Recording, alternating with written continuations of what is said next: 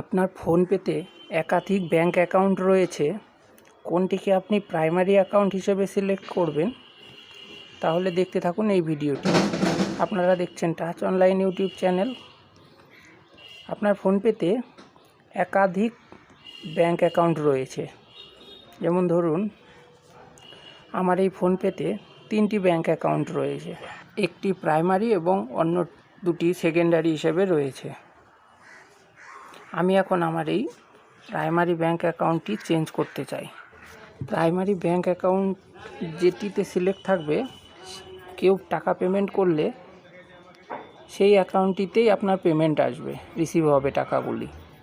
এর জন্য প্রথমে উপরে যে ছবি চিহ্ন দেখতে পাচ্ছেন অ্যাড অ্যাড্রেস বলে, যেখানে সেই অপশনটিতে প্রথমে ক্লিক করে নিতে হবে। এই দেখুন, এরপরে দেখুন রিসিভ মানি যে অপশনটি রয়েছে ওর উপরে ক্লিক করলেই এই দেখুন এটি রয়েছে আমার প্রাইমারি ব্যাঙ্ক অ্যাকাউন্ট 5537 লাস্টে, এটিও রয়েছে আমার প্রাইমারি অ্যাকাউন্ট। আমি এখন এই অ্যাকাউন্টটাকে চেঞ্জ করব। এই দেখুন এটি স্ল্যাশ সাইডের দিকে সরিয়ে দিলেই 2 নম্বর ব্যাঙ্ক অ্যাকাউন্টটি চলে এলো। এই অ্যাকাউন্টটিকে আমি আমার প্রাইমারি অ্যাকাউন্ট হিসেবে করতে চাই। এখন এর নিচের দিকে যে ম্যানেজ লেখা রয়েছে এখানে ক্লিক করতে হবে। যে অ্যাকাউন্টটিকে প্রাইমারি করতে চান সেই অ্যাকাউন্টটিকে ফ্রন্টে এনে ম্যানেজ অপশন ক্লিক করতে হবে। তারপরে দেখুন এখানে সেট অ্যাজ প্রাইমারি বলে যে এখানে একটি গোল চিহ্ন রয়েছে, ওর উপর ক্লিক করলেই এরকম কনফার্ম অপশন আসবে। কনফার্মে ক্লিক করলেই এই অ্যাকাউন্টটি আপনার প্রাইমারি অ্যাকাউন্ট হিসেবে সিলেক্ট হয়ে গেল।